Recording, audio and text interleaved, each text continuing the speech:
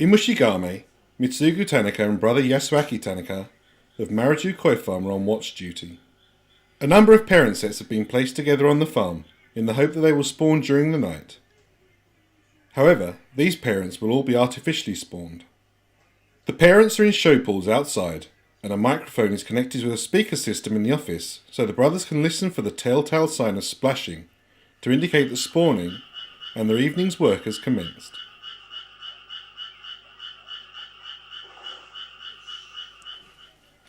At 8:55, the signal that Mitsugo and Yasu have been waiting for arrives. Using just torchlight, and in the pouring rain, they have to identify firstly whether any eggs have actually been released, and secondly which female has released them.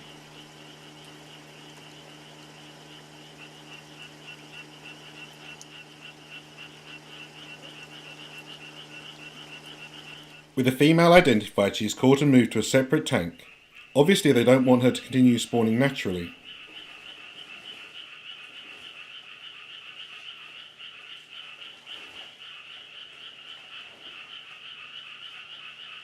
The vent is again checked to ensure that she is the correct female.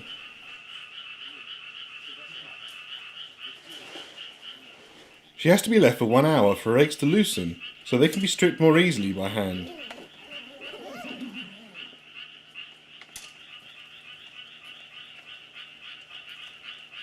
With the other parents secured again, Mitsugo and Yasu can return to the drive for a while. Shigeo Tanaka is one of the pioneers of spawning koi artificially. He is well aware it will be a long night ahead. After 1 hour has elapsed, the female is brought inside and anaesthetised. The bowl she is in is 1 metre in diameter.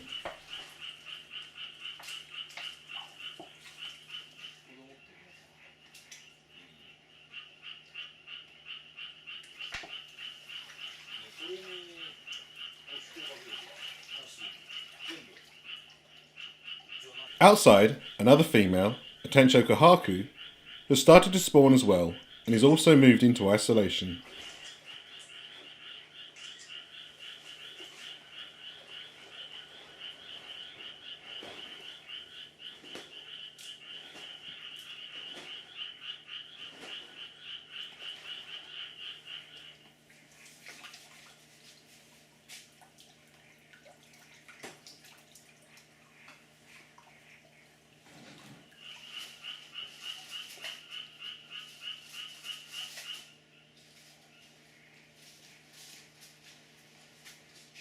Slowly but surely the female falls under the effects of the anaesthetic as Shigeo and Yasu look on patiently.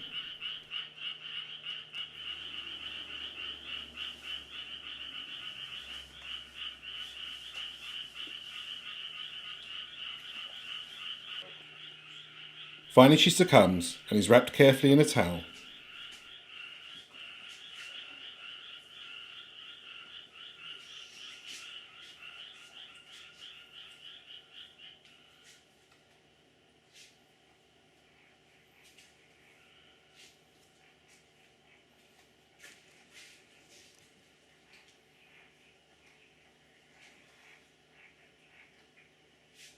Before the eggs are removed, her vent and surrounding area must be dried thoroughly, as when the eggs are touched by water they will start to harden, preventing them from being fertilised later.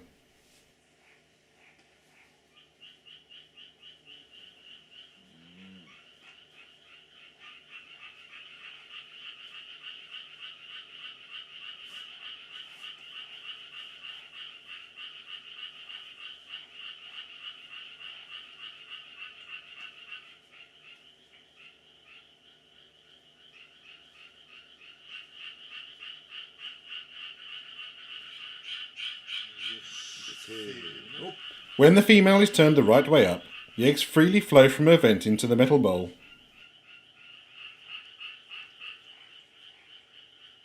As the flow slows, gentle pressure is applied to the abdomen of the koi to ensure that all the eggs are removed. Any eggs left could cause problems in the future.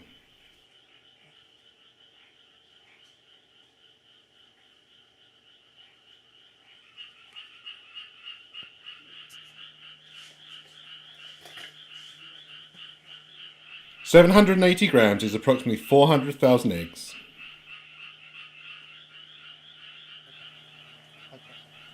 With the egg stripped from the female, a male kahaku is netted to be paired with her.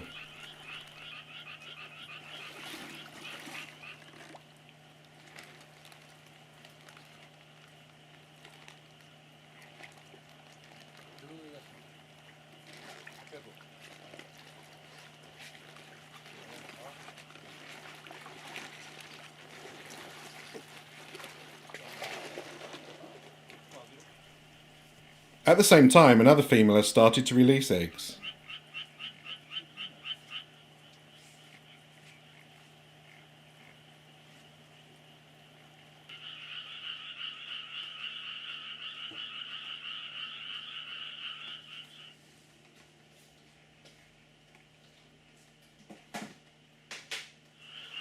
Shigeyoshi, the eldest of the three brothers, has also arrived.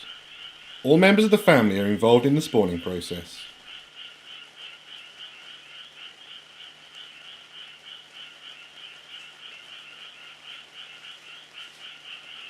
Like the female, the male is wrapped in a towel, although it seems he's still got a bit of fight left in him, so he's returned to the anaesthetic.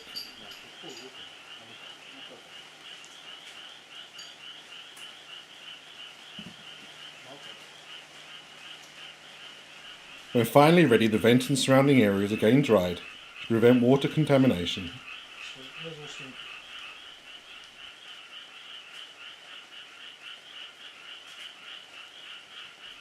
A gentle squeeze and sperm is soon coming from the vent.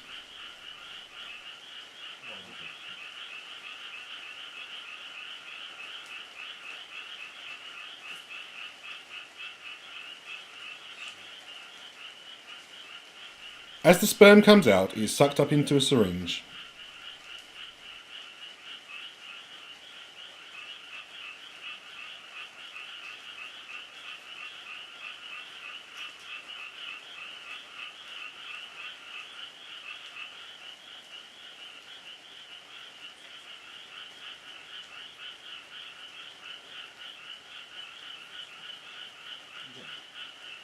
The work of the male and the female is over for the night. Now the rest of the process is in the hands of the breeder. The plastic strips state that this is a sankei crossed with kahaku and will be used to identify the eggs later.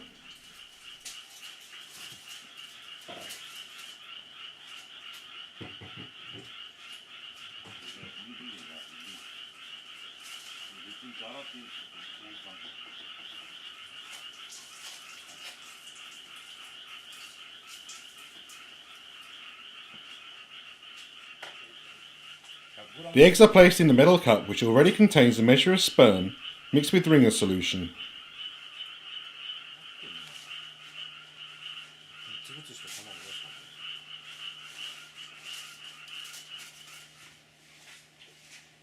The now fertilised eggs are then distributed evenly over the nylon spawning ropes, which are attached to a plastic frame. The eggs are sticky and fix themselves immediately to the fine hairs of the spawning ropes.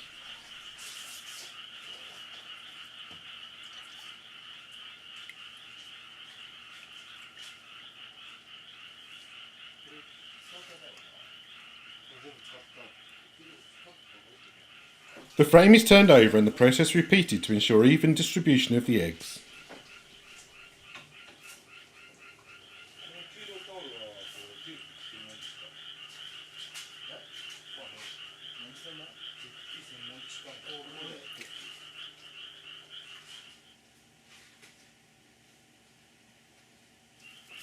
The plastic strip is attached to the frame to identify it.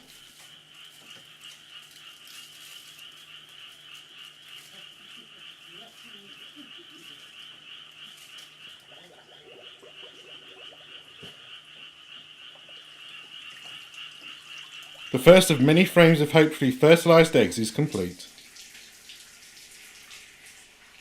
11:30 p.m. and there is still a long night's work ahead for the Tanaka family.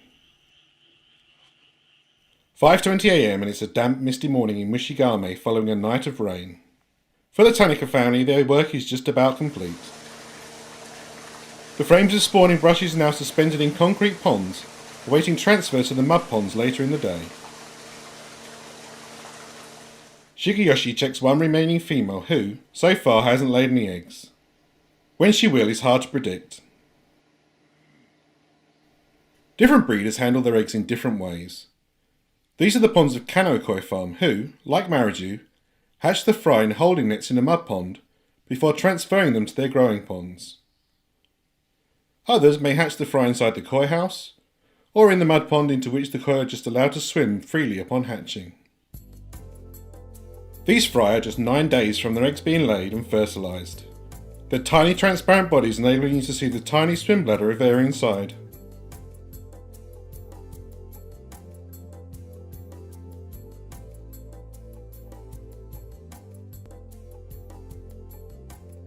Even at this size and age, the selection process of some varieties commences. All over the mountains you can find people, young and old, men and women, dipping plastic tubes into the water. This is kuroko sembetsu, or selection.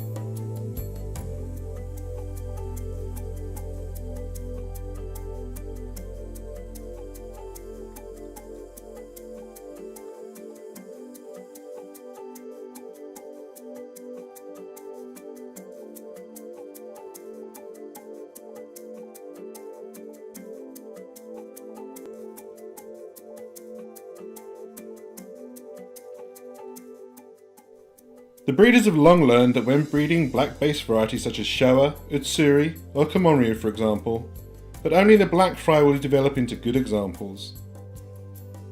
At just 1 week old, the white and orange fry are rejected. With the long warm summer days, the young fry develop and grow extremely quickly.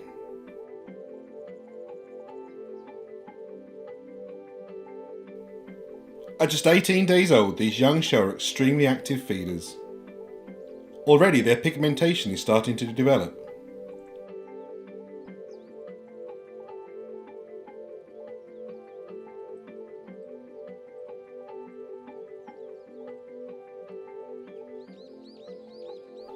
As can be seen, their pond is alive with activity and insect life.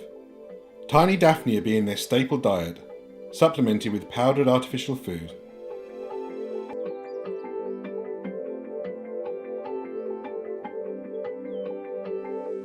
These are Sankei that were born the same day. Their patterns are becoming apparent, although some clearly lack the requisite sumi needed on Sankei.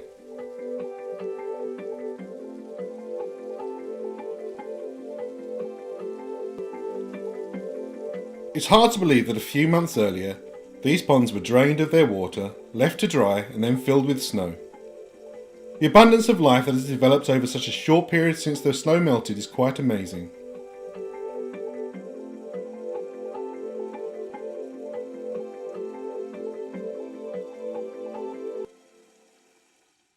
Above water, life is abundant too.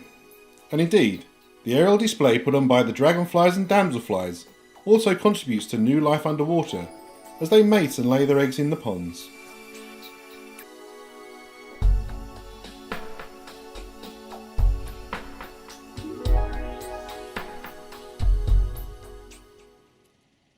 Above lays an aerial predator, a predator for whom the many mud ponds prove a rich hunting ground.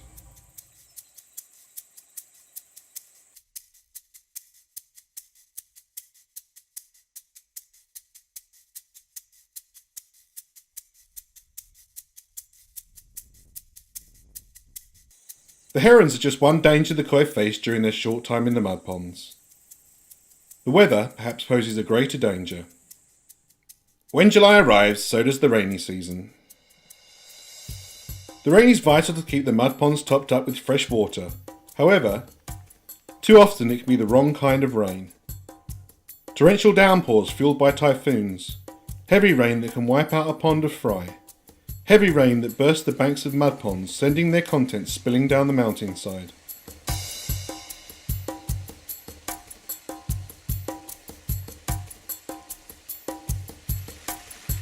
These Sankei fry have survived all natural danger and disaster so far, and are now around 6 weeks old. They are the same ones we saw earlier.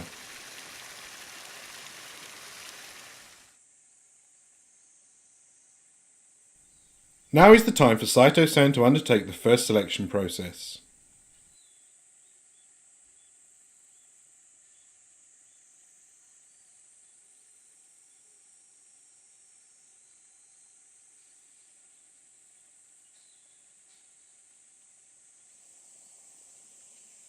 Saito-san is assisted in netting the pond by his younger brother, and also by Norwegian koi dealer Arne Christian Mellem, who is visiting Japan to experience the summer season.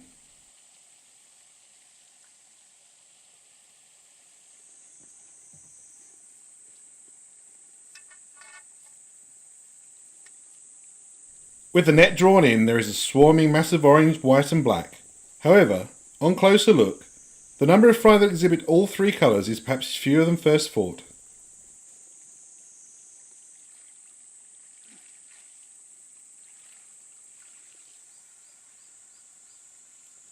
Sankei is considered by many to be perhaps the hardest variety to breed, and, already at an early stage, it's clear that the number will reduce somewhat when the selection is completed. At this early stage, the requirement is that the koi should exhibit all three colours: red, albeit orange really now, white and black. However, too much black is undesirable.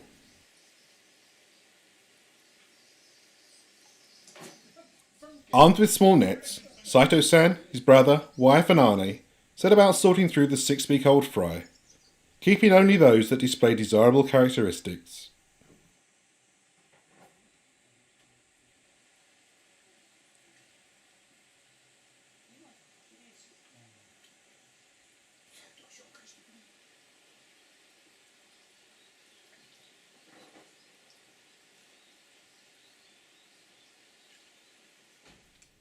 This is a small number of the sankei kept from the selection process, that will be returned to the mud ponds to continue growing.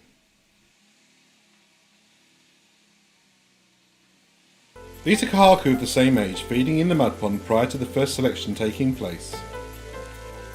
As you can see, some are completely red, akamuji, or all white, shiramuji.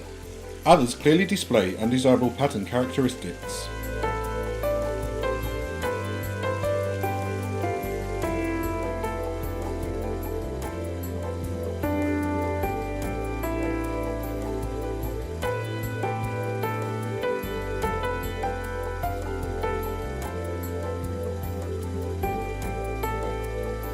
Here we see some of the same kahaku after the first selection process has taken place.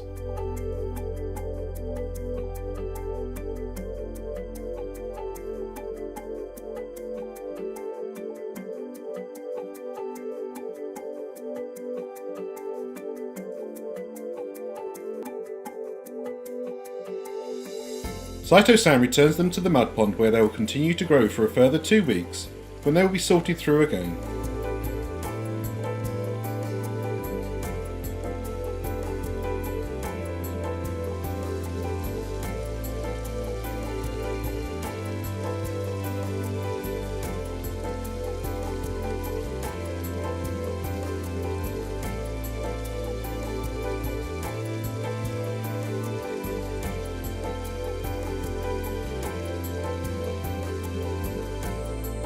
As the day draws to a close, Saito-san makes his daily visit to his mud ponds to check and feed the koi.